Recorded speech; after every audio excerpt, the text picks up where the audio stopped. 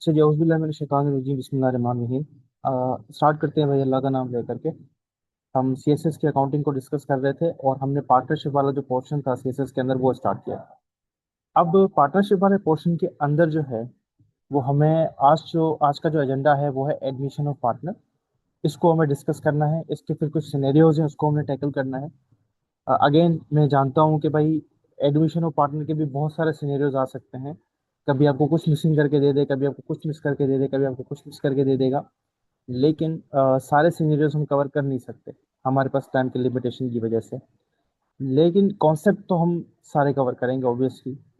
तो इंशाल्लाह कॉन्सेप्ट सारे कवर करवाऊंगा, जितने भी पॉसिबल चीज़ें होती हैं एडमिशन ऑफ पार्टनर में वो तो सारे कवर करेंगे। लेकिन जो प्रैक्टिस है, क्वेश्चन की नॉलेज जो है वो जो चेंज होती रहती है एग्जामिनेशन के अंदर, वो फिर कुछ हम क्लास के दौरान प्रैक्टिस कर लेंगे। और रिमेनिंग अगर कुछ ऐसी कोई सिचुएशन आ जाती है तो फिर वो जो रिमेनिंग है वो इंशाल्लाह अज़्ज़ वजल हम जब हमारे पास पास पेपर्स को सॉल्व कर रहे होंगे तो वहाँ पे नज़र आ जाएगी। ठीक है, फिक्र नहीं करें, हम पास पेपर्स भी सारे टॉपिक से करेंगे। ऐसा नहीं है कि हम पास पेपर्स नहीं करेंगे, हम पास पेपर भी सारे टॉपिक से करेंगे। और जो है वो सारे पास पेपर सॉल्व करेंगे 2015 से लेकर के। मैं कोशिश करूंगा 2024 तक मैं साथ साथ प्रैक्टिस करवाऊँ। 25 और 26 मॉक की वजह से हम रख देंगे इंशाल्लाह। 25 और 26 से मॉक आप अटेम्प्ट करेंगे, 3 घंटे का 3.5 घंटे का जितना भी एग्जामिनेशन का टाइम होता है हम वो लगा कर सॉल्व करेंगे। और फिर देखेंगे कि हमारे पास कितनी एबिलिटी टू सॉल्व है। यानी क्या हम क्विकली एग्जाम में बैठ के एग्जाम प्रेशर के साथ अगर हम काम करते हैं तो क्या हम सॉल्व कर सकते हैं या नहीं कर सकते, वो फिर हम जब 25 और 26 को एज फुल मॉक सॉल्व करेंगे तो हमें चीज़ें पता चल जाएंगी। जी हाँ, रिकॉर्डिंग ऑन है। ठीक है। अच्छा जी, रिवैल्यूएशन ऑफ एसेट्स। हमारे पास पार्टनरशिप एडमिशन को पढ़ाने से पहले मैं एक टॉपिक कवर करवाना चाहता हूँ जिसका नाम है रिवैल्यूएशन ऑफ एसेट। इस टॉपिक को कवर करवाना चाह रहा हूँ मैं। इसको ज़रा गौर से सुनिएगा, रिवैल्यूएशन ऑफ एसेट का, क्योंकि ये बहुत इंपॉर्टेंट टॉपिक है। रिवैल्यूएशन ऑफ एसेट आपको पार्टनरशिप के एडमिशन के वक्त भी काम आता है, पार्टनरशिप के रिटायरमेंट के वक्त भी काम आता है, और फर्म के डिसॉल्व होने के वक्त भी रिवैल्यूएशन ऑफ एसेट बड़े काम की चीज़ है। रिवैल्यूएशन ऑफ एसेट आपको करनी पड़ती है। अब ये होती क्या है, कैसे करते हैं, डेफिनेटली जब क्वेश्चन आएगा तो तभी देखेंगे ऑब्वियसली। लेकिन कॉन्सेप्ट इसका पहले समझ लेते हैं ताकि हम जब इसको सॉल्व करने की तरफ आए क्वेश्चन के अंदर तो हमें कंफ्यूजन कोई क्रिएट ना हो। ठीक है, तो हमेशा की तरह पहले कॉन्सेप्ट डिस्कस करेंगे और उसके बाद हम क्वेश्चन की तरफ बढ़ जाएंगे। रीवैल्यूएशन ऑफ एसेट क्या है इसको जरा समझते हैं। कहता है कि वेन एवर, जब भी अ पार्टनरशिप फर्म एडमिट अ न्यू पार्टनर। अब यहाँ पर न्यू पार्टनर से मुराद ये है कि एग्जिस्टिंग फर्म है, फर्म बन चुकी है और एग्जिस्टिंग फर्म में एक नया पार्टनर हम ऐड करने जा रहे हैं। यानी कि पहले पार्टनर दो थे, वो पार्टनरशिप फर्म को चलाते थे। अब पार्टनरशिप फर्म में हम एक और पार्टनर को ऐड करना चाह रहे हैं। और जब वो नया पार्टनर आएगा वो ऑब्वियस सी बात है उसने बिजनेस के अंदर शुरू में इन्वेस्ट नहीं किया। इन्वेस्ट करने वाले फॉर एग्जाम्पल एक फर्म थी हमारे पास A एंड B, उसमें दो पार्टनर थे A और B। अब A और B ने शुरू में रिस्क भी लिया और एक बिजनेस को एस्टेब्लिश भी किया, एक बिजनेस बनाया भी सही। अब मान लेते हैं कोई तीसरा बंदा आ जाता है C के नाम का और वो कहता है कि भाई मैं भी इस पार्टनरशिप में हिस्सा लेना चाह रहा हूँ। तो ऑब्वियस सी बात है भाई, जो C आया है उसने कोई रिस्क रिस्क नहीं देखा, कोई उसको किसी चीज का डर नहीं था, वो बने बनाए बिजनेस में आके शेयर लेना चाहता है बिजनेस का। तो उसके लिए ये इतना आसान नहीं होना चाहिए। इस वजह से हमें जो पुराने पार्टनर्स हैं वो ये बोलते हैं कि भाई हमने शुरू में आए, टाइम लगाया, मेहनत लगाई, कस्टमर्स इकट्ठा किए, बिजनेस बनाया। अब जब बना बनाया बिजनेस आ गया तो उसमें कोई तीसरा बंदा आ जाएगा, वो आगे शेयर ले लेगा। ऐसा तो नहीं होना। तो फिर वो क्या करते हैं, वो फर्म के एसेट्स की रीवैल्यूएशन करते हैं। ठीक है, तो अगेन वो कह रहा है कि जब भी कोई पार्टनरशिप फर्म किसी नए पार्टनर को ऐड करेगी, यानी बनाए बनाए बिजनेस के अंदर किसी को ऐड करेगी, और in case of death of retirement, death और रिटायरमेंट, ठीक है, यानी कि यहाँ तो कोई पुराना पार्टनर मर जाता है या कोई पुराना पार्टनर रिटायर हो जाता है, the partnership firm create revaluation of asset account. तो हम एक टी अकाउंट बनाते हैं, बेसिकली एक टी अकाउंट बनाते हैं। इस टी अकाउंट का नाम होता है revaluation of asset. Revaluation of asset का मतलब ये होता है कि एसेट की वैल्यू अब मार्केट में कितनी चल रही है। ये बिल्कुल वैसे ही है जैसे रियलाइजेशन वैल्यू वाला कॉन्सेप्ट हमने देखा था कि जब हम रियलाइजेशन ऑफ पार्टनरशिप के अंदर किसी पार्टनर को ऐड कर रहे थे या नई नई पार्टनरशिप फॉर्म कर रहे थे तो हमने पहले देखा था कि भाई जो एसेट इसके बुक्स में है क्या वाकई उसकी मार्केट वैल्यू उतनी है, उतनी रियलाइज वैल्यू है या नहीं है। तो रिवैल्यूएशन ऑफ एसेट भी बिल्कुल वैसा ही कॉन्सेप्ट है कि जब भी आप पार्टनर को ऐड करोगे या किसी पार्टनर को डेथ कराओगे, यहाँ रिटायरमेंट कराओगे या पार्टनरशिप फॉर्म को डिसॉल्व करोगे, तो आप ये देखोगे कि आपके एसेट्स की वैल्यू कितनी है, आप उस अपने सारे एसेट्स को रीवैल्यू करोगे। ठीक है। अच्छा, रीवैल्यूएशन एसेट की कब की जाती है ये मैंने आपको बता दिया। रीवैल्यूएशन ऑफ एसेट कैसे होती है, अब इसको जरा सुन लें। कुछ भी नहीं करते, मार्केट में जाते हैं। फॉर एग्जाम्पल मेरे पास प्रॉपर्टी पड़ी हुई है, मैं मार्केट में गया और मैंने मार्केट में जाके उस प्रॉपर्टी की वैल्यू देख ली। या मेरे पास एक गाड़ी है, मैं मार्केट में गया, मैंने उस गाड़ी की वैल्यू देखी, तो ऑब्वियसली अगर मेरे बुक्स में गाड़ी फॉर एग्जांपल 1 लाख रुपए की दिख रही है, लेकिन मैं मार्केट में गया, मार्केट वालों ने कहा कि भाई इस गाड़ी के 80,000 रुपए देंगे, तो इसकी रिवैल्यूड अमाउंट कितनी आ गई, 80,000 रुपए। फॉर एग्जाम्पल प्रॉपर्टी की वैल्यू मेरे बुक्स में दिख रही है एक 1.5 लाख रुपए, लेकिन जब मैं मार्केट में गया तो मार्केट वालों ने कहा कि भाई इस प्रॉपर्टी की वैल्यू 10 लाख रुपए है, तो ऑब्वियसली इसकी रिवैल्यूएशन अमाउंट कितनी आ गई, 10 लाख रुपए। तो हम सारे एसेट्स की रिवैल्यूएशन करते हैं मार्केट्स में जाके, उनकी वैल्यू को देख रहे होते हैं और उस वैल्यू को एक अकाउंट में लेके जाते हैं, सारी वैल्यूज को हमारे रिवैल्यूएशन ऑफ एसेट्स के अकाउंट के अंदर, और फिर हम वहां पर देखते हैं कि रिवैल्यू करने के बाद हमें फायदा हुआ है या नुकसान हुआ है, गेन आया है या लॉस आया है। अगर तो गेन आया तो वो पार्टनर्स में बटेगा, अगर तो लॉस आया तो वो पार्टनर्स में बटेगा। अब यहाँ पर किन पार्टनर्स में बटेगा इसको जरा गौर से सुन लीजिएगा। अब मान लेते हैं आप एक नए पार्टनर को लेकर आ रहे हो फर्म के अंदर, आप एक नए पार्टनर को लेकर आ रहे हो फर्म के अंदर, सी को पे लेकर आ रहे हो फर्म के अंदर। अब सी के आने से पहले जो पुराने पार्टनर्स हैं वो ये देखना चाह रहे हैं कि भाई फर्म के अंदर हम पहले हम देखें तो सही कि हमारे एसेट्स की वैल्यू कितनी है, आया हमने जो अपने पार्टनरशिप फर्म में लगाया है उससे हमें कोई बेनिफिट मिला है या नुकसान हुआ है। तो अगर तो उसको कोई बेनिफिट मिला है फॉर एग्जाम्पल, तो वो क्या करेंगे, रिवैल्यूएशन गेन आएगा, तो वो पहले उन दोनों पुराने पार्टनर्स में बटेगा, उसके बाद सी को एंटर किया जाएगा। Same case with retirement, retirement के साथ थोड़ा सा चेंज हो जाएगा scenario. For example A B and C है, अब सी रिटायर होना चाह रहा है, तो सी रिटायर होने से पहले फर्म के एसेट्स की रिवैल्यूएशन कराएगा, उसमें देखेगा कि कोई फायदा हुआ है या नुकसान हुआ है, वो आपस में बांटेंगे और उसके बाद जाके सी अपने हिस्सा लेकर के रिटायर हो जाएगा। तो रिवैल्यूएशन ऑफ एसेट आपको ये ध्यान में होना चाहिए कि कब होती है, जब भी कोई नया पार्टनर आएगा, जब भी किसी पार्टनर की डेथ हो जाएगी, कोई रिटायर होगा, या फर्म को डिसॉल्व करेंगे। कैसे होती है, मार्केट में जाके एसेट्स की इंडिविजुअल वैल्यू को देख रहे होते हैं और उस वैल्यू को एक अकाउंट में लेके जाते हैं जिसका नाम है रिवैल्यूएशन अकाउंट, जिससे हमें गेन या लॉस मिलता है। और फिर क्या किया जाता है, उस गेन या लॉस को पार्टनर्स के अंदर बांटा जाता है। ठीक है। अभी मैंने क्वेश्चन नहीं कराया तो आपको कंफ्यूजन होने की जरूरत नहीं है कि अकाउंटिंग कैसे करेंगे, अकाउंटिंग आगे क्वेश्चन आएगा तो वहां पर हम देख लेंगे।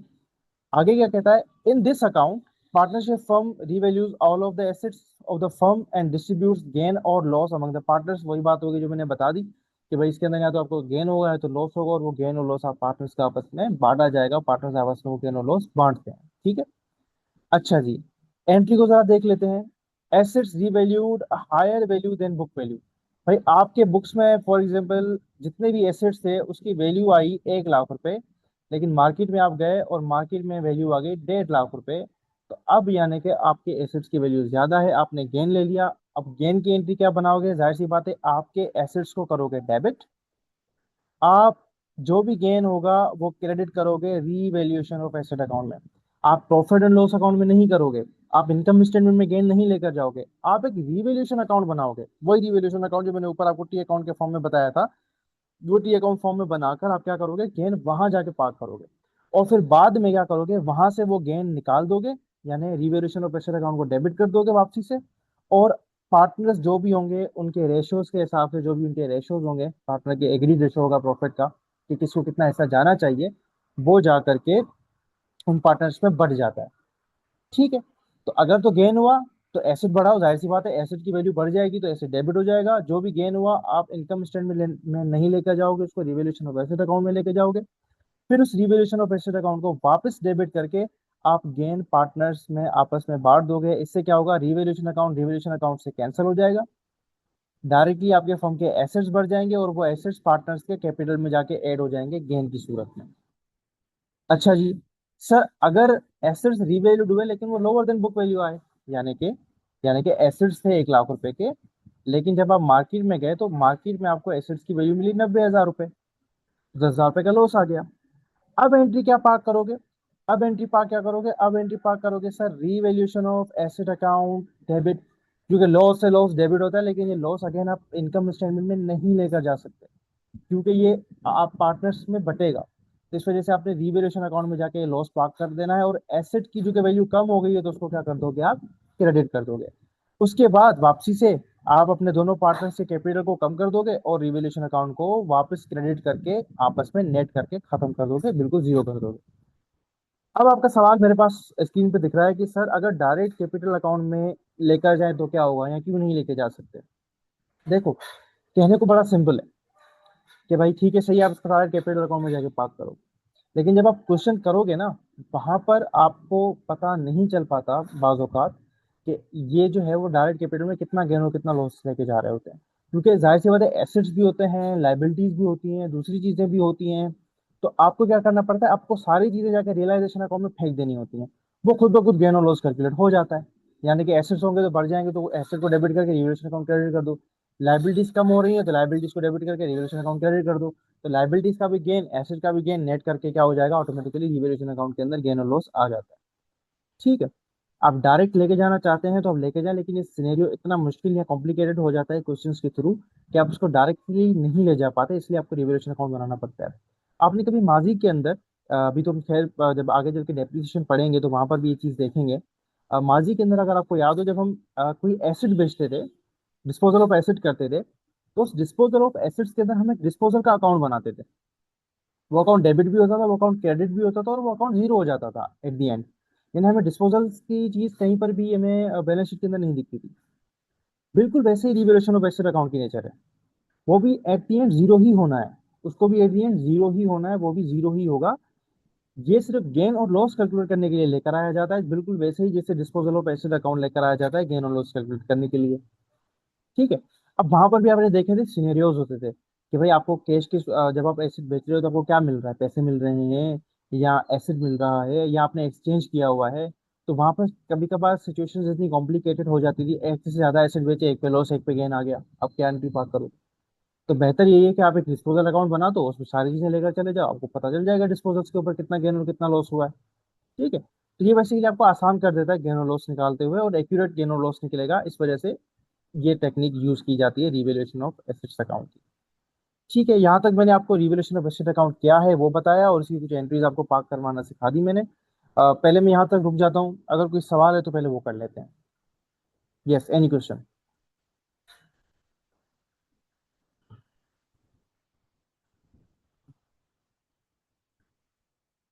जी। No question.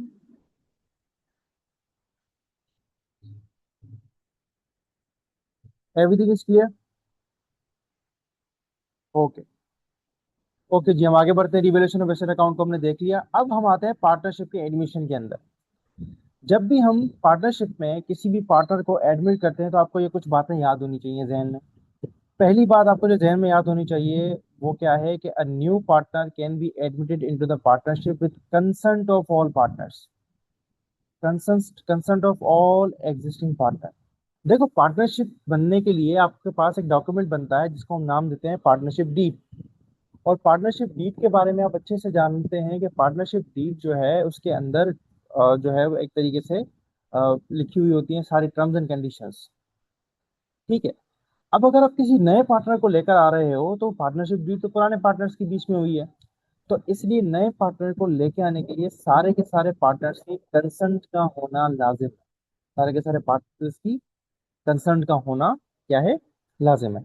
तो पहली चीज आपको ये ध्यान में रखनी पड़ेगी कि आप तब तक नए पार्टनर को ऐड नहीं कर सकते जब तक सारे के सारे पार्टनर्स कंसेंट नहीं देते। दूसरी चीज क्या है इसके अंदर, when new partner is admitted, some adjustments are required to be made in the books of accounts।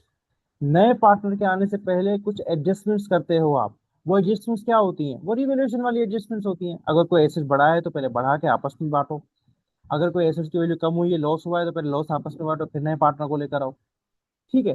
Firm की गुडविल, फर्म की गुडविल यानी कि फर्म ने इतने साल बिजनेस किया है, फर्म ने इतने सारे कस्टमर्स जनरेट किए हैं, तो वो कस्टमर्स इन दो पुराने वाले पार्टनर्स की मेहनत है। नए वाले पार्टनर्स को कोई लेना देना नहीं है इसके अंदर। तो पहले फर्म की गुडविल कैलकुलेट करो, उस गुडविल को पुराने पार्टनर्स में बांटो, क्योंकि गुडविल भी तो बेनिफिट है ना एक तरीके से आपके फर्म का। आपके पास कस्टमर्स आ रहे हैं या उससे रातों रात थोड़ी आ गए, आपने मेहनत की होगी, जाहिर सी बात है। तो ये जो गुडविल के जितने भी पैसे आ रहे हैं, गुडविल का जितना भी एसेट है, पुराने पार्टनर्स की मेहनत है, तो ये पुराने पार्टनर्स में बांटोगे आप तो उसकी भी एडजस्टमेंट होगी कोई ना कोई। कैसे होगी वो इसलिए जब क्वेश्चन आएगा तो कर लेंगे, देख लेंगे। तो आपको कुछ एडजस्टमेंट्स करनी होती है नए पार्टनर को एडमिट करने से पहले। ठीक है। तो वो एडजस्टमेंट्स क्या होती हैं वो आपको क्वेश्चंस के थ्रू पता चल जाएंगी। तीसरी चीज आपको जहन में हो याद होनी चाहिए कि the new partner after admission will have right in the profit and properties of firm and will also be liable of firms liability. जाहिर सी बात है, एक नया पार्टनर ऐड हो गया तो बिल्कुल पुराने पार्टनर्स की तरह ही ट्रीट किया जाएगा, यानी कि अब उसके पास प्रॉफिट्स आएंगे तो प्रॉफिट्स भी शेयर करेगा, और लॉसेस आएंगे तो लॉसेस भी उसको शेयर होंगे। एसेट्स हैं तो वो भी अब इसका भी हिस्सा उसमें आ जाएगा, और लाइबिलिटीज हैं तो वो भी ये जाके बियर करेगा। ठीक है, तो बिल्कुल वैसे ही जैसे पुराने पार्टनर्स हो गए, ये बंदा भी बिल्कुल वैसे ही पार्टनर बन जाएगा। आगे क्या कहता है, a new partner can be admitted by either. ये बड़ी इंपॉर्टेंट चीज है, इसको जरा जहन में रखिएगा। मैं इसको किसी अलग कलर से हाईलाइट कर दूं। हाँ, मैं इसको ब्लू से हाईलाइट कर रहा हूँ। कहता है कि नया पार्टनर जब भी आएगा तो वो तीन हिस्सों की वजह से आ सकता है। मतलब दो केसेस हो सकते हैं। या तो क्या करेगा, purchasing an interest from the partner. यहाँ पर फ्रॉम दी पार्टनर से मुराद है ओल्ड पार्टनर। ठीक है, that is old partner. And by bringing the asset to the partnership. ये बड़ी इंपॉर्टेंट लाइन है और पूरे पार्टनरशिप की एडमिशन का क्रक्स है। इस लाइन में कहता है कि जब भी कोई नया पार्टनर आएगा वो दो तरीकों से फर्म में एडमिट हो सकता है। पहला तरीका, वो पुराने वाले पार्टनर से उसका हिस्सा खरीद ले। यानी वो ये बोले कि भाई मिस्टर ए, तुम्हारे पास फर्म के अंदर तुम्हारा कैपिटल है 2,40,000 या 3 लाख या 3.5 लाख। तुम एक काम करो, इन 3.5 लाख में से 50,000 रुपये मुझे दे दो और मुझसे इतने पैसे ले लो। तो अब क्या करेगा ए, क्या करेगा ए, सोचेगा अगर उसको लगा कि ठीक है भाई 50,000 रुपये मुझसे ये बंदा मांग रहा है और मुझे 1 लाख रुपए दे रहा है, मेरे लिए बेनिफिट है, चलो मैं अपने 50,000 रुपये का कैपिटल उसको दे देता हूँ, इससे 1 लाख रुपए ले लेता हूँ। जो भी गेन और लॉस आएगा वो ए अपने पास रिकॉर्ड करेगा, वो पार्टनरशिप फर्म में रिकॉर्ड नहीं होगा। क्यों? क्योंकि पैसे ए को डायरेक्ट मिले हैं, पार्टनरशिप फर्म को नहीं मिले। फर्म अलग है, ए अलग होगा। ठीक है, फर्म अलग बिजनेस है, उसकी कमाई है, ए अलग है, उसकी कमाई ए की कमाई है। तो ये बात जहन में रखिएगा कि जब भी कोई बंदा पुराने पार्टनर से पैसे दे के कोई शेयर खरीद रहा है तो वो पुराने पार्टनर का गेन और लॉस जो भी होगा उसका फर्म में कोई भी लेना देना नहीं होगा। हम सिंपली क्या करेंगे, पुराने पार्टनर के कैपिटल को कम कर देंगे, नए पार्टनर के कैपिटल को बढ़ा देंगे, जितना भी कैपिटल वो खरीदेगा पुराने पार्टनर से। ठीक है, ये चीज बस जहन में रखिएगा। दूसरा, by bringing the asset to the partnership, कि भाई ठीक है मैं पुराने पार्टनर से उसका हिस्सा नहीं खरीद रहा, मैंने पुराने वाले पार्टनर्स को बोला कि भाई आप एक काम करो, आप बोलोगे तो मैं कैश लेकर आ जाऊंगा, आप बोलोगे तो मैं एसेट लेकर आ जाऊंगा, मुझे इस फर्म में हिस्सा चाहिए। अब इसका गेन लॉस जो भी होगा वो पार्टनरशिप फर्म में रिकॉर्ड होगा। उसका रीजन ये है, उसकी वजह ये है क्योंकि अब जो वो पैसे दे रहा है वो फर्म को दे रहा है, वो किसी अलग पार्टनर को नहीं दे रहा। ऊपर वाले केस में क्या था, पार्टनर से उसका शेयर खरीदा, उसको पैसे दे दिए, ऊपर दिए कम दिए ज्यादा दिए कम, कोई लेना देना नहीं पार्टनर्स का, तो सॉरी फर्म का। वो पार्टनर के अलग अपनी अकाउंटिंग चलेगी, वो अपने पास देख लेगा उसको फायदा हुआ या नुकसान हुआ। सिर्फ पार्टनरशिप फर्म में एक एंट्री पड़ेगी, वो क्या पड़ेगी कि ए का हिस्सा कम हो जाएगा और सी का हिस्सा बढ़ जाएगा। लेकिन दूसरे वाले केस में वो पार्टनरशिप फर्म को अपना एसेट दे रहा है, केस जो दे रहा है वो पार्टनरशिप फर्म को दे रहा है। तो अब फर्म को पूरे का पूरा पार्टनरशिप फर्म को पूरी की पूरी अकाउंटिंग यहाँ पर करनी पड़ जाएगी। तो ये दो केसेस हो सकते हैं, या तो वो किसी ओल्ड पार्टनर से उसका शेयर खरीदेगा, या तो वो क्या करेगा, पार्टनरशिप फर्म के अंदर एसेट्स लेकर आएगा। अब यहाँ पर रुक के मैं आपसे एक और सवाल करता हूँ भाई, इन चार पॉइंट्स में कोई भी क्वेश्चन है, कोई सवाल है, कोई पंगा है तो मुझसे पूछे। इन चार बातों में कोई भी मसला है, you can ask. No question, okay जी, आगे बढ़ जाते हैं। अब सबसे पहला केस हमें करना है वो क्या है कि भाई purchasing the interest from existing partner, purchasing the interest from existing partner. अब हम इसको बैठ के करेंगे, अब इसकी हम अकाउंटिंग बैठ के करेंगे। अभी तक हमने सिर्फ इतना सीखा कि जब भी कोई पार्टनर आएगा तो भाई वो परचेज करेगा, या तो पुराने पार्टनर से उसका हिस्सा, या तो फर्म के अंदर एसेट देगा। तो पहला क्वेश्चन हमारे पास जो मौजूद है यहाँ पर वो किस चीज़ का है कि पार्टनरशिप फर्म में पार्टनर आने के लिए पुराने वाले पार्टनर से उसका हिस्सा खरीद रहा है। तो इस क्वेश्चन को जरा गौर से पढ़ते हैं, देखते हैं क्या कहता है ये क्वेश्चन। क्वेश्चन नंबर 1 है एडमिशन का। कहता है कि A and B are partners, दोनों पार्टनर्स हैं in a partnership firm, having capital of 240,000, 2,40,000 का कैपिटल है ए का, एंड 180,000 रिस्पेक्टिवली, 1,80,000 कैपिटल है बी का। ठीक है, they share the profit and loss ratio of 60% and 40%, यानी ए का 60% और बी का 40%। Balance sheet of the firm was as under, यानी फर्म की बैलेंस शीट यानी भी दे दी, फिर फर्म के एसेट्स भी बता दिए इसने हमें। बैलेंस शीट क्या कहती है कि भाई एसेट में मेरे पास कैश है 60,000 का, और बाकी एसेट्स हैं 4 लाख रुपए के, कुल मिला के 4,60,000 रुपए के मेरे एसेट्स हैं। ए का कैपिटल उसने मुझे ऊपर बता दिया 2,40,000, वो 2,40,000 आ गया। बी का कैपिटल 1,80,000, तो बी का कैपिटल 1,80,000 आ गया, ऊपर भी बता दिया था इसने। और अकाउंट पेबल यानी एक लाइबिलिटी है हमारे ऊपर 40,000 की, तो कुल मिला के बैलेंस शीट 4,40,000 से बैलेंस है। आगे क्या कहता है?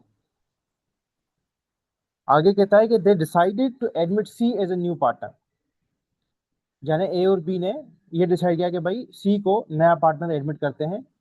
सी purchase 30% interest from A by paying 1,35,000 direct to him, यानी सी ने क्या किया, 1,35,000 रुपए ए को दिए और ए को बोला कि अपने शेयर का 30% जो है वो मुझे दे दो। रिक्वायरमेंट्स में हमारे पास रिक्वायरमेंट नंबर ए है कि भाई मुझे जनरल एंट्रीज बनानी है, और रिक्वायरमेंट नंबर बी है कि मुझे बैलेंस शीट बनानी है सी के एडमिशन के बाद। क्वेश्चन समझ में आ गया? क्वेश्चन को एक बार फिर पढ़ूं या क्लियर है? क्वेश्चन क्लियर हो गया? काइंडली क्वेश्चन जरा मुझे बता दीजिए, अगर इफ क्वेश्चन इज क्लियर तो हम आगे बढ़ जाएं।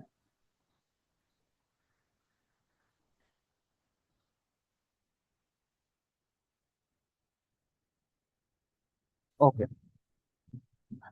मैं यहाँ पर आ रहा हूँ एडमिशन ऑफ पार्टनर्स। ये भी एक वाइट बोर्ड ही है। मैंने वैसे तो ये एक्सेल पे सॉल्व करना है, थोड़ा जल्दी हो जाता है, लेकिन मैंने इसको बिल्कुल वाइट बोर्ड की तरह बना दिया है ताकि आप एक्सेल के सेल्स वगैरह के अंदर कंफ्यूज ना रहें, ठीक है? फिर भी अगर कोई चीज़ आपको समझ में नहीं आती है या मिस हो जाती है तो आप फौरन उसी वक्त मुझे रोक के पूछ सकते हैं कि सर ये वाला चीज़ कैसे आई या ये वाली अमाउंट कैसे आई। सबसे पहले मैं इस क्वेश्चन को जरा पढ़ूँ और देखूँ, तो मैं सी का इंटरेस्ट खरीद रहा हूँ 30%, ऐसा ही है। और सी का कैपिटल कितना है, सी की इन्वेस्टमेंट कितनी है, 2,40,000 रुपए की। सॉरी, ए का इंटरेस्ट खरीद रहा है सी, और ए का कैपिटल है 2,40,000 रुपए। तो मैं सबसे पहले लिख रहा हूँ ए का कैपिटल कितना है भाई। ए का कैपिटल 2,40,000।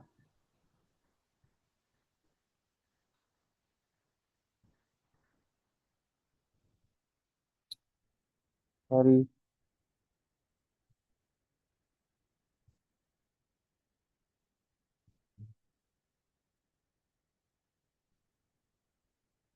थोड़ा सा इसको मैं फॉर्मेट कर देता हूँ। ओके जी, ए का कैपिटल कितना है, 2,40,000 रुपए, ठीक है। अच्छा, सी खरीद कितना रहा है, 30%, ठीक है। सी परचेजेस, कितना खरीदा सी ने, 30%।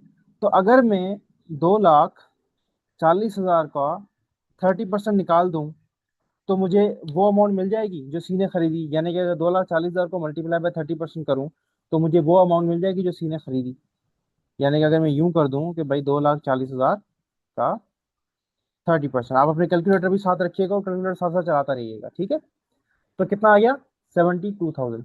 यानी ये वो अमाउंट है, मैंने इसको बोल्ड भी कर दिया, ये वो अमाउंट है, मैं इसको हाईलाइट भी कर देता हूँ, जो सी खरीदेगा किससे, ए से। अच्छा, कितने का खरीद रहा है सी, पेड। सी ने कितनी अमाउंट पे की है, क्वेश्चन में चल के देख लेते हैं। सी ने पे किया है ए को 1,35,000 रुपए। तो सी ने ए को कितना पे किया, 1,35,000 रुपए। अगर मैं आपको कहूं कि ए को बेनिफिट कितना हुआ, ए को गेन कितना हुआ, 1,35,000 रुपये सी से लिए और 72,000 रुपये का शेयर दिया, 63,000। इस 63,000 की no entry in firm's accounting. क्यों नहीं होगी इसकी एंट्री? क्योंकि सर ये हिस्सा ए ने खरीदा है, ये फायदा ए को है, ये डायरेक्टली ए के अकाउंट्स में जाएगा। अगर ए का कोई बिजनेस है, अगर ए अपने पास पे अपनी अकाउंटिंग मेंटेन कर रहा होगा तो वो यहाँ से बैठ के अपना गेन निकाल सकता है कि मेरा 63,000 गेन हुआ। फर्म का गेन नहीं है क्योंकि सी ने फर्म को पैसे नहीं दिए, ए को पैसे दिए। कैसे पता चला? कहता है कि सी परचेज 30% फ्रॉम ए का हिस्सा खरीदा by paying direct to him, उसको पैसे देके उसने क्या कर दिया, इसका हिस्सा खरीद लिया। समझ में आ गया? तो इस 60,000 63,000 की कोई एंट्री नहीं बनेगी। लेकिन क्या 72,000 की एंट्री बनेगी? जवाब है हाँ सर, बिल्कुल बनेगी, क्योंकि अब ए का हिस्सा 72,000 कम हो गया और सी का हिस्सा 72,000 आ जाएगा। तो अब क्या एंट्री पार करोगे आप? बड़ी सिंपल सी एंट्री है इसकी, आप करोगे ए के कैपिटल को डेबिट। कितने से डेबिट किया आपने? वही अमाउंट आप ऊपर निकाल चुके हो 72,000, और आपने क्रेडिट कर दिया सी के कैपिटल को, वही 72,000। आपने इस सवाल की पहली रिक्वायरमेंट खत्म कर दी। सवाल की पहली रिक्वायरमेंट क्या थी? इस सवाल की पहली रिक्वायरमेंट थी भाई मुझे जर्नल एंट्री बना के दिखा दो। सिर्फ एक ही जर्नल एंट्री पार्क होगी फर्म की अकाउंटिंग के अंदर, वो ये होगी कि ए ने जितना शेयर बेचा है ए से कम करके, सी ने जितना खरीद लिया सी को दे दो। यस, यहां तक कोई सवाल प्लीज?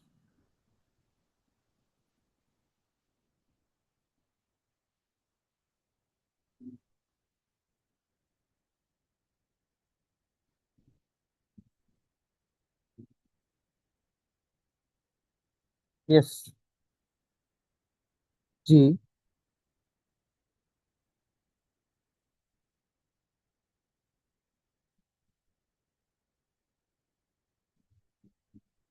नहीं नहीं नहीं नहीं नहीं नहीं नहीं नहीं नहीं, देखो, अगर वो फर्म का ऐसा खरीदता, देखिए ये चीज में जो है ना वो हटा कंफ्यूजन दूर करना चाह रहा था। अगर सी आके आपका सवाल में वैसे रिपीट कर देता होता कि रिकॉर्डिंग वाले उसके अंदर भी आ जाए कि आपने सवाल क्या पूछा। आपने पूछा कि सर ए अपने पास जो पहले वाला जो प्रॉफिट और लॉस है, वो भी तो, जो भी गेन है फॉर एग्जाम्पल उसकी वजह से जो कंपनी में टाइम लगाया है जैसे कि आपने कहा था, उसका हिस्सा भी तो होगा ना। तो कि ए अपने पास कोई हिस्सा नहीं ले रहा क्या? मतलब डायरेक्ट अपना हिस्सा क्यों बेच रहा है? यही सवाल है आपका,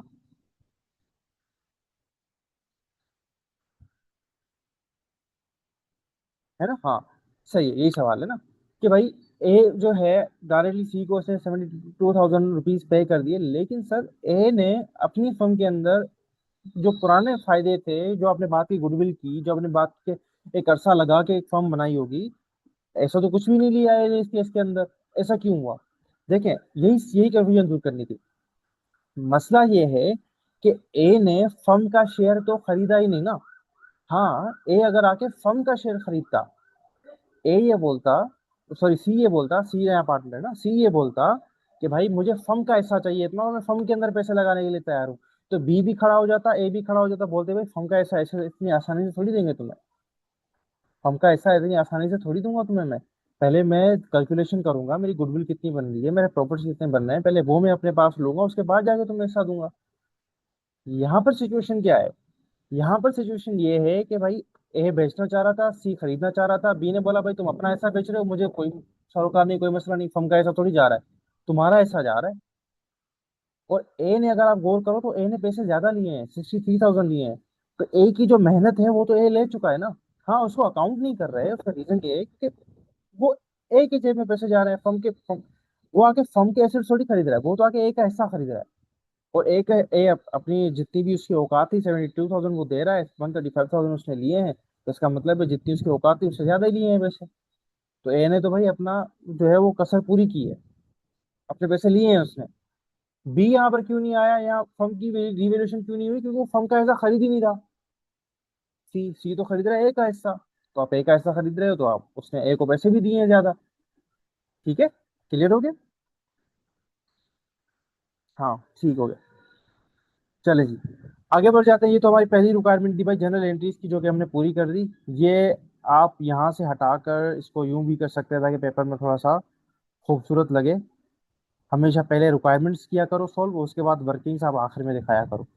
तो मैं इसको थोड़ा सा रिक्वायरमेंट को ठीक करने के लिए मैं इसको ए लिख देता हूँ, क्वेश्चन 1A। ठीक है, जो कि हमने एंट्री पार करनी थी। और मैंने ये एंट्री कहाँ से निकाली आप वर्किंग नंबर 1 में देख लीजिएगा, मैंने इसको रेफरेंस दे दिया।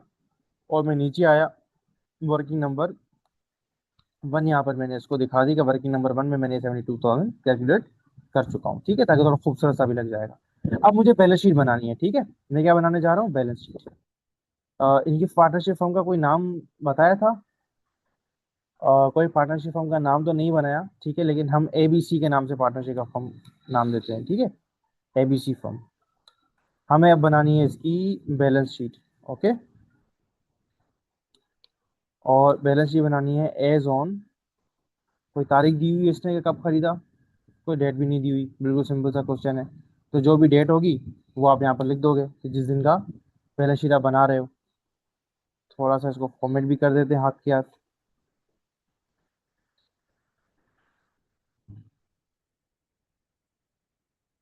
हम्म, ठीक हो गया। चलें जी। अब सबसे पहले लेकर आते हैं एसेट्स। ठीक है। और एसेट्स में पहले एसेट्स लेकर आएंगे नॉन करंट एसेट्स। बल्कि इसमें नॉन करंट करंट थोड़ा ही नहीं हुआ, दो ही एसेट्स है हमारे पास, एक कैश है और एक अदर देन कैश है।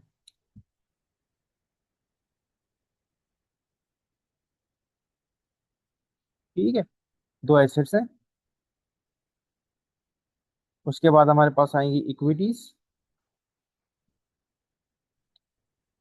And liabilities. और सबसे पहले हमारे पास आएगी इक्विटी।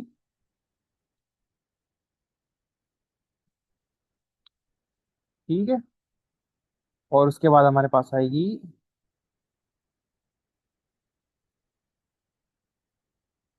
लाइबिलिटीज। चले जी। यहाँ पर कर देते हैं रुपीस। बताएं जी, फर्म के अंदर कैश कितना था? 60,000। पहले भी 60,000 होगा, अभी भी कितना होगा कैश? 60,000, ऐसा ही है। क्योंकि फर्म के एसेट्स पे तो कोई असर नहीं पड़ना।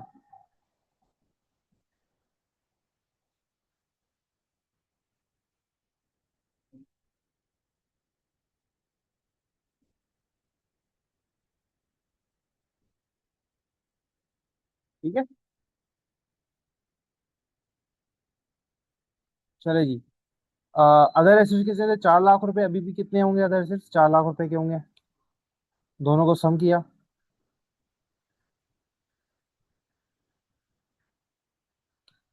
ठीक है।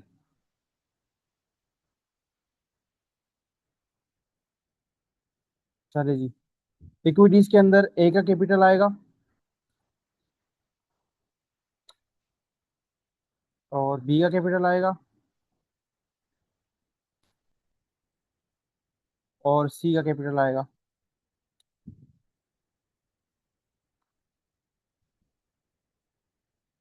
उसके बाद तीनों का टोटल आएगा। और लाइबिलिटीज में हमारे पास एक ही लाइबिलिटी, अकाउंट पेएबल के नाम से। ए का कैपिटल पहले था 2,40,000 रुपये। उसमें से 72,000 रुपये इसने बेच दिए।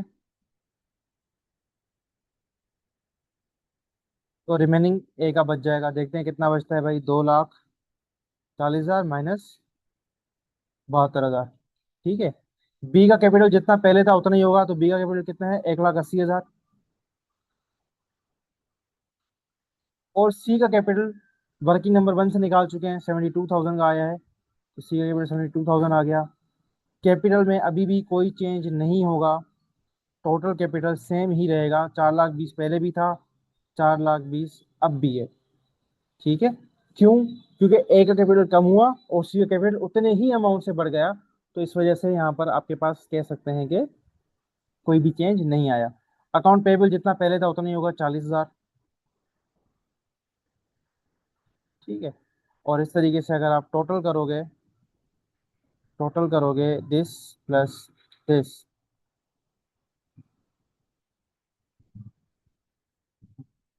तो आपकी बैलेंस शीट बैलेंस है। 4,60,000 आपके एसेट के आ रहे हैं और 4,60,000 आपके पास इक्विटी और लाइबिलिटी के आ रहे हैं। आपकी बैलेंस शीट बैलेंस हो गई, आपकी नई बैलेंस शीट भी बन गई। और ऊपर हमने एंट्री भी पार कर दी। ये आपकी रिक्वायरमेंट नंबर बी थी, तो मैंने यहाँ पर रिक्वायरमेंट नंबर बी लिख दिया। डन। क्लियर हो गया बिल्कुल? यहाँ तो कोई सवाल तो मुझे आप बता दें प्लीज। यहाँ तो कोई भी सवाल है तो मुझे बता दें प्लीज।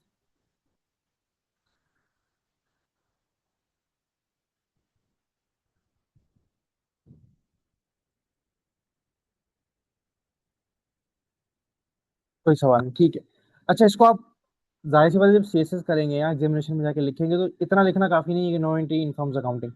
वहां पर आप चाहें तो डिटेल लिख सकते हैं कि भाई फर्म के अकाउंट में क्यों नहीं है, क्योंकि ए ने शेयर सेपरेटली खरीदा हुआ है और इस वजह से इसका गेन ग्रोथ एक ही सेपरेट बुक्स में रिकॉर्ड किया जाएगा, फर्म के अंदर रिकॉर्ड नहीं किया जाएगा। इस वजह से यहाँ पर इसकी कोई एंट्री पार्क नहीं कर रहा है। ये पूरी चीज़ आप लिख सकते हो इसके अंदर, क्योंकि जाहिर सी बात केसेस है और वो एग्जामिनेशन में मार्क्स वो ज़्यादा दे रहा होता है। तो आप कभी कभी कंफ्यूज हो जाते हो कि मैं क्या लिखूँ, इतने मार्क्स में सवाल तो हो गया छोटा सा सॉल्व, लेकिन मार्क्स ज़्यादा है तो क्या लिखूँ। तो आप उसको फिर इस तरीके से एलोबरेट करके चीज़ें एक्सप्लेनेशन लिख सकते हो। ठीक है, ये क्वेश्चन यहाँ पर खत्म हुआ। हम थोड़ा सा आगे बढ़ते हैं, हम थोड़ा सा नीचे आते हैं, और अब हम इसका दूसरा हिस्सा कंप्लीट करते हैं कि भाई अगर आप पार्टनरशिप फर्म के अंदर एसेट्स को लेकर जा रहे हो तो फिर आप उसकी अकाउंटिंग को कैसे करेंगे। ठीक हो गया, अब इस चीज को हम यहाँ पर कवर करते हैं। ठीक है, अच्छा जी, सबसे पहले हम आते हैं भाई, जब भी कोई पार्टनर जब भी कोई पार्टनर फर्म के अंदर एसेट लेके आ रहा है, यानी कि अब वो शेयर परचेज नहीं कर रहा, अब वो फर्म के अंदर एसेट्स लेकर आ रहा है, और अब वो चाहता है कि भाई मैं फर्म का हिस्सा खरीदूं ना कि किसी पार्टनर का हिस्सा, या फिर कोई पार्टनर अपना हिस्सा बेचना नहीं चाहता, बल्कि ये सीने के एक second.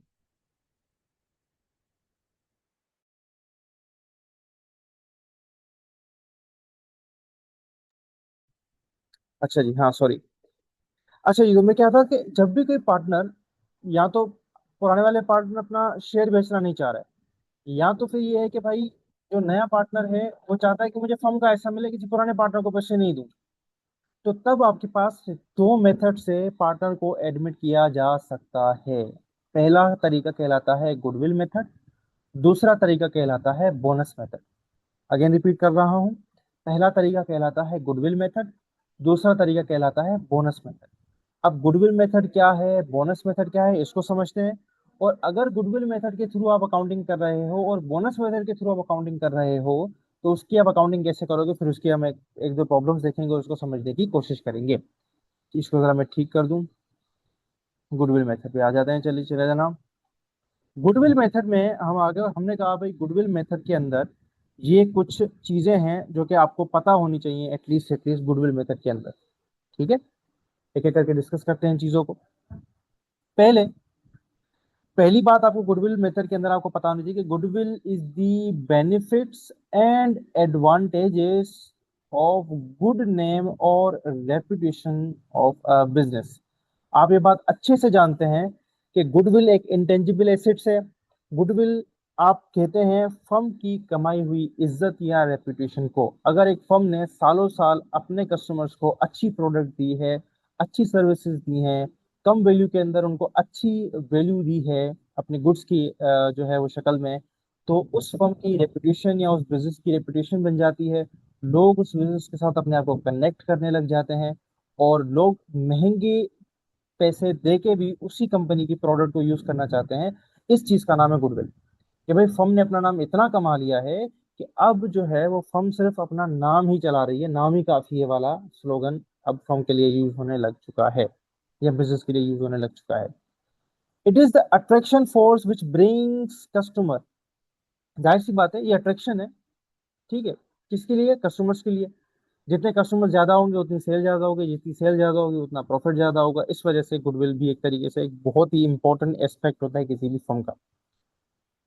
The difference between book value of capital of a new partner and value of investment made by the new partner is goodwill. भाई गुडविल क्या होगी, गुडविल कैसे पता लगेगी आपको। आप सबसे पहले अपनी फर्म की बुक वैल्यू निकालो। आप फिर देखो कि भाई जो पार्टनर ने इन्वेस्टमेंट करी है वो कितनी करी है। सबसे पहले तुम क्या करोगे, फर्म की गुडविल निकालोगे। मान लेते हैं फर्म की गुडविल आ गई 1 लाख रुपए। अब इस गुडविल को पार्टनर्स में बांटो। ठीक है, बुक सॉरी गुडविल बोल रहा हूँ मैं, सॉरी दोबारा से। सबसे पहले फर्म की बुक वैल्यू निकालो। मान लेते हैं फर्म की बुक वैल्यू आ गई 1 लाख रुपए, यानी सारे एसेट सारी लाइबिलिटीज मिला के फर्म की बुक वैल्यू आ गई 1 लाख रुपए। अब ए और बी पहले पार्टनर थे, सी यहाँ पे तीसरा पार्टनर आ गया। अब ये बुक वैल्यू तीनों पार्टनर्स में बांटो कि सी को बुक वैल्यू का कितना ऐसा मिल रहा है। जितना ऐसा सी को मिल रहा है, फॉर एग्जाम्पल सी को मिला 20,000 रुपए का हिस्सा। अब आप ये देखोगे कि भाई सी को 20,000 रुपए मिले, सी ने पैसे कितने दिए। अगर तो सी ने ज्यादा पैसे दिए, फॉर एग्जाम्पल सी ने आपको पैसे दिए हैं 40,000 रुपए, तो 20,000 रुपए उसने एसेट्स के दिए हैं और 20,000 रुपए उसने गुडविल के दिए हैं। क्लियर। 20,000 रुपये उसने एसेट के दिए हैं और 20,000 रुपये उसने गुडविल के दिए हैं। क्यों? क्योंकि जितना ऐसा उस बेचारे को मिला है उससे ज्यादा ही पैसे दिए हैं उसने। ठीक है, ये आपके पास कहलाती है गुडविल। तो इसको दोबारा पढ़ लो। The difference between book value of capital of a new partner, new partner को उसके कैपिटल पे बुक वैल्यू कितनी मिल रही है वो, and the value of investment made by the new partner, और न्यू पार्टनर ने इन्वेस्टमेंट कितनी करी है वो, इन दोनों का डिफरेंस ले लो। अगर तो उसने पैसे ज्यादा दिए हैं तो मतलब गुडविल है, अगर पैसे बराबर दिए हैं तो मतलब गुडविल नहीं है, अगर पैसे कम दिए हैं तो क्या? सर, ऊपर दिए समझ में आता गुडविल है, बराबर दिए समझ में आता है गुडविल भी नहीं है लॉस भी नहीं है। पार्टनर ने पैसे कम देके ज्यादा शेयर खरीदा, यानी कि बिजनेस इतना लॉसेस में जा रहा था कि नेगेटिव रेपुटेशन थी, लोग इसकी प्रोडक्ट खरीदना ही नहीं चाहते थे कि फर्म को नुकसान में बेचना पड़ गया सी को। सर अब इसका क्या करोगे? इस चीज को हम कहलाते हैं, या ये चीज कहलाती है नेगेटिव गुडविल। और जैसा कि मैंने कहा था ना कि पार्टनरशिप के अंदर भी हजारों सिनेरियोज आ सकते हैं ना, तो ये भी एक सिनेरियो है कि भाई नेगेटिव गुडविल भी आ सकती है, पॉजिटिव गुडविल भी आ सकती है, गुडविल नहीं भी आ सकती है। तीनों केसेस तीनों सिनेरियोज मैंने आपको कवर करवा दिए। अब तीनों की अकाउंटिंग एक एक करके सीख लेंगे। ये पता कैसे चलेगा हमें क्वेश्चन पढ़ते हुए कि भाई ये गुडविल मेथड है या दूसरा वाला मेथड है? मैंने कहा था दो मेथड होंगे ना, या तो गुडविल मेथड होगा या तो बोनस मेथड होगा। तो सर जब हम क्वेश्चन को पढ़ेंगे, उस क्वेश्चन को पढ़ते वक्त हमें कैसे पता लगेगा कि इस क्वेश्चन को मुझे गुडविल मेथड के थ्रू सॉल्व करना चाहिए? क्योंकि जाहिर सी बात है, दो मेथड है तो दोनों के मेथड के को सॉल्व करने का तरीकेकार तो अलग ही होगा ना। तो सर हमें कैसे पता लगेगा कि गुडविल मेथड है या ये दूसरा वाला मेथड है? तो चलो उसको समझ लेते हैं। अगर आप किसी भी क्वेश्चन के अंदर ये 5 बातें देखें तो आप समझ जाइएगा कि ये गुडविल मेथड है।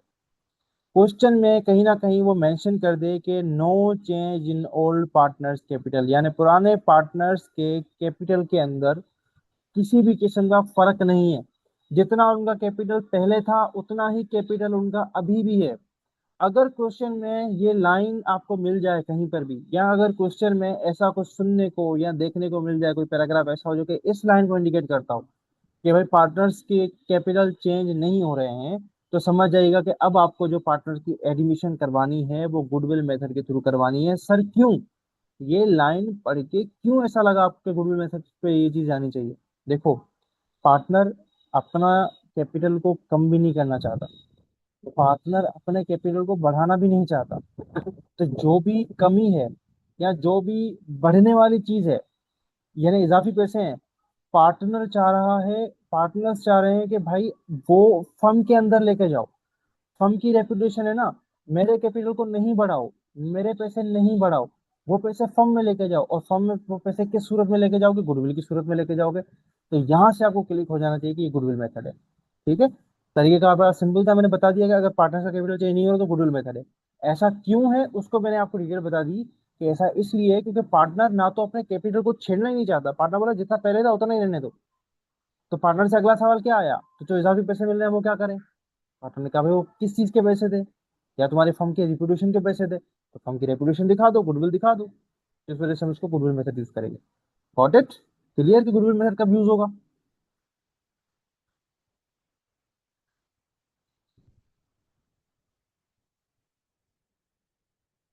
ओके। अब less than book value, old partners not agree to reduce their capital. ये वही ऊपर वाली बात की एक्सप्लेनेशन कह रहा है कि अगर आपने लॉस में कोई चीज बेची है तो ओल्ड पार्टनर्स एग्री नहीं करेंगे कि वो अपने कैपिटल्स को कम करें। और अगर आपने कोई चीज महंगी बेची है, मोर देन बुक वैल्यू बेची है, तो old partner credited with the entire amount of his investment. यार ये बड़ा कंफ्यूजिंग सिनेरियो है, ये बड़ा कंफ्यूजिंग सिनेरियो है। इसको जरा सुनिएगा। सर अभी अभी आपने कहा कि पार्टनर अपने कैपिटल को नहीं छेड़ेगा। अगर क्वेश्चन में हमें कहीं पर भी दिख जाए कि पार्टनर्स अपने कैपिटल को नहीं छेड़ना चाह रहे, तो आप क्या करें? आप गुडविल मेथड करें। सर इस वाली लाइन से भी सेम मकसद निकल रहा है कि पार्टनर एग्री नहीं कर रहा कि अपने कैपिटल को रिड्यूस करेगा। लेकिन सर इस वाली लाइन को पढ़ने से तो उल्टा लग रहा है कि पार्टनर कह रहा है कि मेरे कैपिटल को बढ़ा दो उतनी इन्वेस्टमेंट से जितनी इन्वेस्टमेंट नया पार्टनर फर्म में लेकर आ रहा है। सर ये तो आपने इस वाली बात का उल्टा कर दिया। अभी आपने कहा कि कैपिटल चेंज नहीं होगा और अभी आप कैपिटल चेंज भी करवा रहे हो इन्वेस्टमेंट से एंट्री पार करवा के। ये क्या माजरा है? अब इसको जरा गौर से सुनिएगा। अगर तो नेगेटिव गुडविल आ गई तो पार्टनर बोल रहा है कि भाई मेरे भला से मैं अपना कैपिटल कम नहीं करूंगा। जहां चीज जानी है जैसे जानी है ले जाओ, मैं अपना कैपिटल कम नहीं करूंगा, गुडविल मेथड यूज करोगे। अगर तो मोर देन बुक वैल्यू आ गई तो एक एंट्री तुमने पार कर दी गुडविल डेबिट। एक एंट्री तुमने पार कर दी गुडविल डेबिट। क्रेडिट क्या करोगे? क्रेडिट क्या करोगे फर्म के अंदर? क्या चीज बचती है क्रेडिट करने के लिए? गुडविल तुम लेकर तो आ गए फर्म के अंदर, क्या फर्म का फायदा है, लेकिन वो फायदा आखिरकार जाना किसको चाहिए? वो फायदा आखिरकार जाना किसको चाहिए?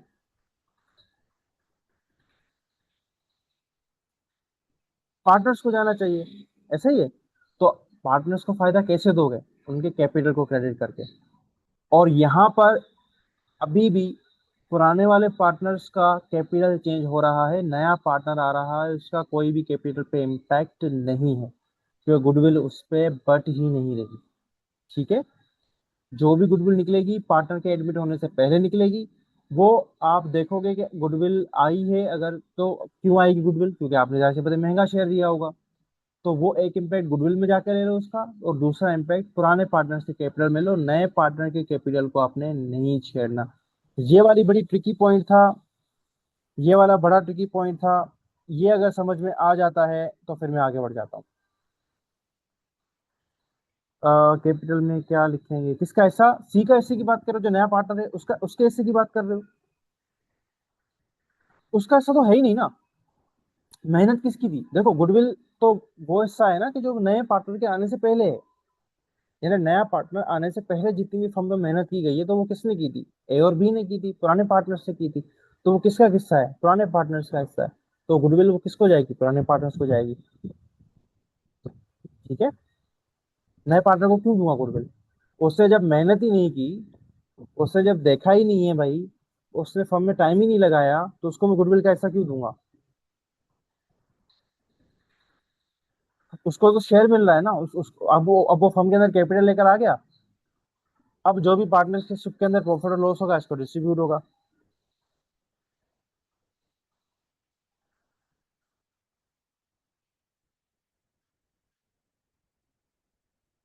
हम्म। What is? समझ में आ गया? आगे बढ़ जाओ। ठीक है, गुड है। अच्छा, बाकी दो तरीके बड़े आसान है। क्वेश्चन में आपको मेंशन कर दे कि गुडविल मेथड यूज करो, या क्वेश्चन में आपको मेंशन कर दे कि बोनस मेथड यूज नहीं करना। सिंपल। ठीक है। चलो जी। अब जरा बोनस मेथड की तरफ आते हैं। अब आपको थोड़ा और ज्यादा क्लियर हो जाएगा गुडविल मेथड और बोनस मेथड का फर्क। क्योंकि बोनस मेथड को भी डिस्कस कर रहे हैं, उसके बाद हमारे पास दो सवालात हैं। बल्कि ये दो सवालात नहीं है, ये 6 सवालात हैं। क्योंकि पहले मुझे गुडविल मेथड से करने हैं 3 केसेस, और फिर मुझे बोनस मेथड से करने हैं 3 केसेस। आगे आते हैं, पहले बोनस मेथड पढ़ लेते हैं, आसान सा मेथड है। कहता है कि the difference between book value of a new partner and value of investment made by the new partner is called bonus. अरे ये क्या बात हुई सर? देखते हैं, वरना वरना प्रैक्टिस हम कल पे रख लेंगे, कोई मसला नहीं है।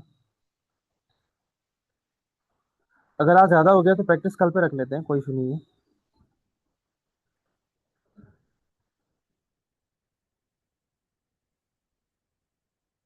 हाँ, समझ लो। ये समझा देता हूँ, फिर क्वेश्चन भी पढ़ लेते हैं। ठीक है। ये समझा देता हूँ, क्वेश्चन भी पढ़ लेते हैं, सॉल्व हम कल कर लेंगे। ठीक है। ओके, डन हो गया। अच्छा जी, मैं डेफिनेशन पढ़ रहा था बोनस मेथड। ठीक है, देखिए, the difference between book value of capital of a new partner and the investment made by the new partner is called bonus. ऊपर आ जाओ, ऊपर आ जाओ, ऊपर आ जाओ, ऊपर आ जाओ, और ऊपर आ जाओ, और ऊपर आ जाओ। The difference between book value of capital of a new partner and the investment made by the new partner is goodwill. Sir क्या मजाक चल रहा है? गुडविल में भी सेम डेफिनेशन, बोनस में भी सेम डेफिनेशन, है ना? दोनों की सेम डेफिनेशन है। जितना हिस्सा पार्टनर को मिलेगा उससे ऊपर जितना भी उसने पे किया वो गुडविल। नीचे कह रहा है जितना हिस्सा पार्टनर को मिलेगा उससे ऊपर जितना भी उसने पे किया वो उसका बोनस। तो सर दोनों में फर्क क्या है? दोनों में फर्क ये है कि एक के अंदर होगी गुडविल अकाउंटिंग और एक के अंदर होगी बोनस अकाउंटिंग। तो अब ये जो फर्क आपको नजर आएगा ना, जब आप क्वेश्चंस करेंगे ना प्रैक्टिस, तब आपको नजर आएगा कि गुडविल अकाउंटिंग के अंदर इम्पैक्ट्स कहाँ जा रहे हैं और बोनस अकाउंट के अंदर इम्पैक्ट्स कहाँ जा रहे हैं। ऑब्वियस सी बात है, पार्टनर जितना भी ऊपर देगा वो फर्म को दे रहा है। अब वो फर्म को 200 में दे रहा है, या तो वो गुडविल के फॉर्म में दे रहा है कि भाई फर्म की रेपुटेशन है, या तो वो बोनस के फॉर्म में दे रहा है कि भाई फर्म ने मेहनत ज्यादा की है तो मुझे ज्यादा पैसे पे करने पड़ रहे हैं। तो डेफिनेशन दोनों की सेम है, तरीकेकार भी दोनों का सेम है। इम्पैक्ट अलग अलग जगह जाएगा, जब बोनस होगा तो इम्पैक्ट अलग अलग जगह जाएगा, जब गुडविल होगी तो इम्पैक्ट अलग अलग जगह जाएगा। ठीक है, ये फर्क है इसके अंदर।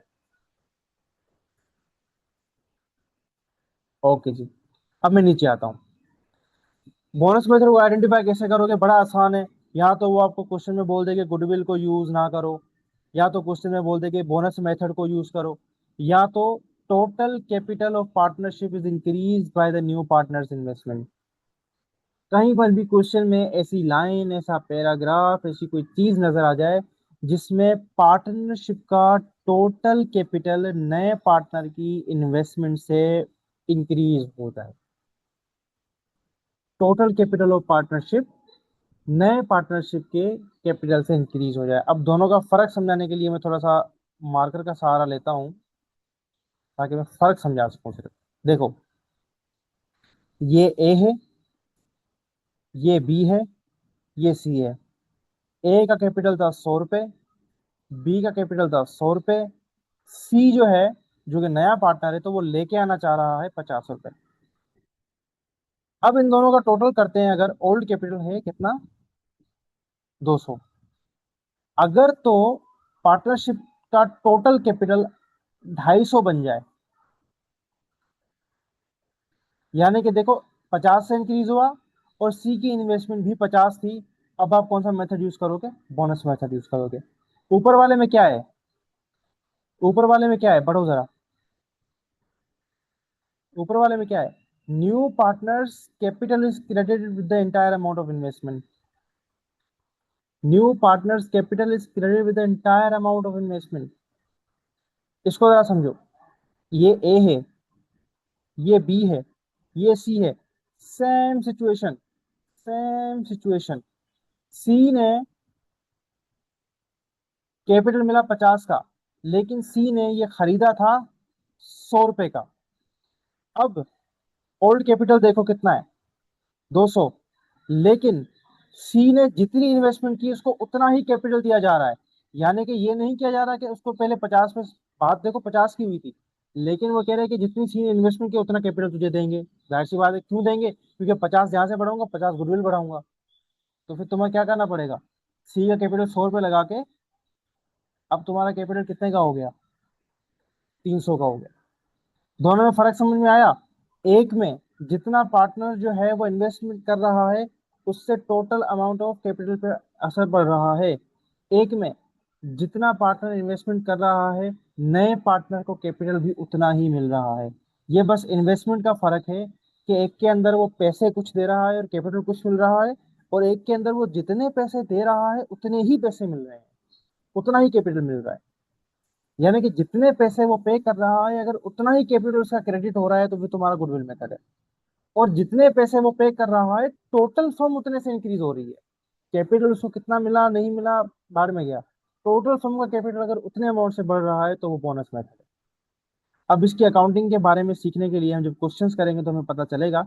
मैं सिर्फ फिलहाल क्वेश्चन को रीड कर देता हूँ, उसके बाद मैं क्लास को वाइंड अप कर दूंगा। नोट्स ऑलरेडी आपके पास शेयर्ड होंगे, मैं दोबारा कहेंगे तो दोबारा शेयर कर देता हूँ, कोई मसला नहीं है। आप सिर्फ इस क्वेश्चन को समझो अभी के लिए। हो सके तो खुद ट्राई कर लेना, वरना फिर कल की क्लास में उसको वैसे ही सॉल्व कर लेंगे। ठीक है, लेकिन ये जो आज हमने एक एडमिशन का क्वेश्चन किया वो, और प्लस में जो अभी मैंने सारे कॉन्सेप्ट डिस्कस किए वो अपने जहन में सिर्फ बिठा देना। मैं क्वेश्चन सिर्फ रीड कर रहा हूँ अभी, इसको सॉल्व नहीं कर रहा। कहता है कि A and B are the partners and they have shared the profits and losses in the ratio of 1/1, यानी दोनों बराबर बराबर का हिस्सा बांटते थे। The balance sheet of A and B is given as follows, दोनों की बैलेंस शीट हमें बता दी। 15,000 रुपए कैश हैं, अदर एसेट्स 40,000 रुपए के हैं, तो एसेट्स हमारे पास 4,15,000 के आ गए। ए का कैपिटल 2 लाख रुपए है, बी का कैपिटल 2 लाख रुपए है, 15,000 रुपए की लाइबिलिटीज है, तो यहाँ पर बैलेंस शीट हमारी 4,15,000 से बैलेंस है। यहाँ तक की इन्फॉर्मेशन में कुछ भी नया नहीं है। They admit C as a new partner for the 1/3 interest in the firm, तो उन्होंने 1/3 इंटरेस्ट का मतलब ये है कि उन्होंने फर्म का जितना भी हिस्सा है उसका 1/3 जो है वो सी को देने का इरादा किया है। रिक्वायरमेंट क्या है? रिक्वायरमेंट में वो कह रहा है give entries in the journal and record the admission of C, prepare balance sheet in each of the following separate cases using bonus method. तो यहाँ पर इस क्वेश्चन में सीधा सीधा बोल दिया कि भाई बोनस मेथड के थ्रू इसको सॉल्व करो, तो हमें इसको बोनस मेथड के थ्रू सॉल्व करना है। सर दूसरा तरीका क्या हो सकता था? अगर वो मुझे ये ना बताता, मुझे बोनस मेथड ना बताता, तो मैं किस मेथड से सॉल्व करता? तो मैं जाके चेक करता कि भाई टोटल फर्म का जो ये जो 1/3 है ये कितना अमाउंट आ रहा है। अगर ये टोटल फर्म का जो 1/3 है वो पार्टनर की इन्वेस्टमेंट के बराबर है, यानी कि जितने पार्टनर की इन्वेस्टमेंट उतना ही टोटल फर्म का कैपिटल बढ़ गया, तो इसका मतलब ये कि बोनस मेथड है। जितनी पार्टनर की इन्वेस्टमेंट अगर उतना ही फर्म टोटल फर्म का कैपिटल बढ़ गया तो ये बोनस मेथड है। ठीक है, हम इसको ऐसे आइडेंटिफाई करते हैं। और अगर जितनी पार्टनर की इन्वेस्टमेंट है उतना ही पार्टनर का कैपिटल बढ़ा, फर्म का कैपिटल नहीं, पार्टनर का कैपिटल बढ़ा, यानी नए वाले आने वाले पार्टनर का कैपिटल बढ़ा, तो फिर वो गुडविल मेथड है। इसको ऐसे आइडेंटिफाई करते हैं। ठीक है, ये वाला डिस्कशन समझ में आया? 1/3 वाला जो अभी किया, कहो तो मैं दोबारा रिपीट कर दूं, इसके बगैर नहीं जाना, ये अंडरस्टैंड करके फिर जाओ, ताकि जब कलम प्रॉब्लम करें तो वहां पर सिर्फ कनेक्ट करवा दूंगा कि देखो ये ऐसा हो रहा है। ठीक है, रिपीट कर देता हूँ, कोई मसला नहीं है, भले मुझसे 50 बार रिपीट करवा लो, कोई इशू नहीं है। दोबारा सुने। एक तो उसने मुझे बता दिया कि ये बोनस मेथड के थ्रू सॉल्व हो रहा है, मैं बड़ा सिंपली किया, मैंने बोनस मेथड के थ्रू इसको सॉल्व करके एंड कर दिया। दूसरा तरीका क्या हो सकता था? दूसरा तरीका ये हो सकता है कि भाई इसका 1/3 मान लेते हैं निकला है 100 रुपए। अब आप दो चीजें देखोगे, ये 1/3 जो है ना, ये 1/3 मिल रहा है न्यू पार्टनर को कैपिटल, या न्यू पार्टनर को क्या मिल रहा है? कैपिटल। अब अब अगर तो ये 1/3 बराबर है इसकी इन्वेस्टमेंट के, यानी 100 रुपये 1/3 आया था इसके कैपिटल का, और ये दे भी 100 रुपये रहा है, तो भाई ये बोनस मेथड है। क्यों बोनस मेथड है? क्योंकि जितनी इसकी इन्वेस्टमेंट है उतना ही इसका कैपिटल बढ़ा है। सॉरी, गुडविल मेथड है। जितनी इसकी इन्वेस्टमेंट है उतना ही इसका कैपिटल बढ़ा है, तो यानी कि बोनस गुडविल मेथड है। अच्छा, मान लेते हैं इसने पे किया है 1,20, इन्वेस्टमेंट इसने कितने की है? 1,00,000, 1,20,000 की। तो देखो दिए इसने 1,20 है, कैपिटल कम बढ़ा है, यानी कि यहाँ पर जितनी इसकी इन्वेस्टमेंट है उतना इसका हिस्सा नहीं बढ़ा, बल्कि फर्म का कैपिटल 1,20 से बढ़ रहा है, तो फिर वो बोनस मेथड कहलाएगा। तो दोनों केसेस में सिर्फ ये देखना है कि इसने इन्वेस्टमेंट कितनी करी है और इसका कैपिटल कितना बढ़ा है। अगर तो इसकी इन्वेस्टमेंट और इसका कैपिटल बराबर है आपस में तो गुडविल मेथड, अगर बराबर नहीं है तो बोनस मेथड। ठीक है, चलो जी। अब इसको आप सॉल्व करना चाहे तो सॉल्व कर लीजिएगा, देखिएगा कैसे निकलेगा। बड़ा आसान सा है, इसका थोड़ा छोटा बड़ा तरीका समझा देता हूँ मैं आपको।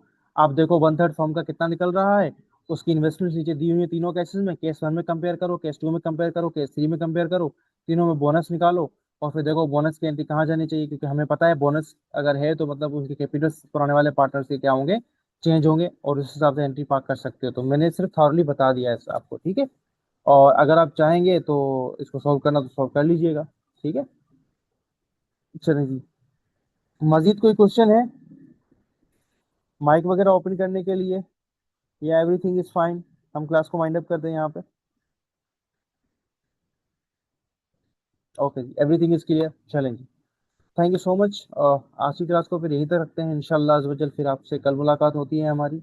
कोशिश करते हैं कल हम इसके क्वेश्चंस को करें। मैं जानता हूँ फॉर्मेशन बहुत आसान था, कोई टेक्निकल चीज़ नहीं थी उसके अंदर। यहाँ पर सिर्फ एक ही टेक्निकल चीज़ है, और वो ये है कि सर मेथड कौन सा यूज़ करें। अकाउंटिंग करना आसान है, बोनस मेथड करवाऊंगा, देखोगे आप बोलोगे सर ये बोनस मेथड था इतना आसान। गुडविल मेथड कराऊंगा, बोलोगे सर ये गुडविल मेथड था इतना आसान। लेकिन डिसाइड करना बहुत मुश्किल होता है कि सर बोनस मेथड यूज़ करें या गुडविल मेथड यूज़ करें। तो उसके लिए फिर आपको जब प्रैक्टिस करते रहते हो सवालात की, एक बार, दो बार, तीन बार, आपको ऑटोमेटिकली आइडेंटिफाई हो जाता है कि बोनस मेथड यूज करना है, गुडविल मेथड यूज करना है। मोस्ट ऑफ द केसेस आपके पास सीएसएस में अगर पार्टनरशिप फर्म में एडमिशन का सवाल पूछा गया, तो वो हमेशा गुडविल को चूज करेगा, क्योंकि गुडविल बोनस के लिहाज से थोड़ा सा टेक्निकल एरिया होता है, थोड़ा सा ट्रिकी एरिया होता है। उसमें रियलाइजेशन की चीजें भी आ जाती हैं, एसेट्स की रिवैल्यूएशन की चीजें भी आ जाती हैं, तो इसलिए थोड़ा ट्रिकी एरिया होता है वो। तो वो हमेशा गुडविल को प्रेफर करता है। तो अगर कभी भी ऐसा हो कि आप बोनस डिसाइड ना कर पा रहे हो कौन सा मेथड है, तो आप गुडविल मेथड की तरफ चले जाइएगा आंखें बंद करके, और उस वहां पर मेंशन जरूर कर दीजिएगा कि हम जो ये क्वेश्चन सॉल्व कर रहे हैं वो गुडविल मेथड के थ्रू सॉल्व कर रहे हैं, और गुडविल मेथड के थ्रू करके आ जाइएगा। इंशाल्लाह आपको मार्क्स मिल जाएंगे। इस सच को आपको मार्क्स काटेगा नहीं, क्योंकि उसको बस यही जानना है कि आपको पार्टनरशिप की अकाउंटिंग आती है, और आपने करके दे दी तो मतलब आपको पार्टनरशिप की अकाउंटिंग आती है। ठीक है, कोशिश कीजिएगा पहले आइडेंटिफाई होगा कौन सा मेथड है, अगर नहीं होता तो फिर गुडविल मेथड की तरफ आंखें बंद करके चले जाइएगा। बाकी जो होगा इंशाल्लाह अल्लाह बेहतर करेंगे। Thank you so much. आज की क्लास को यहीं वाइंड अप करते हैं, फिर इंशाल्लाह मुलाकात होती है कल की क्लास में। अल्लाह हाफिज़।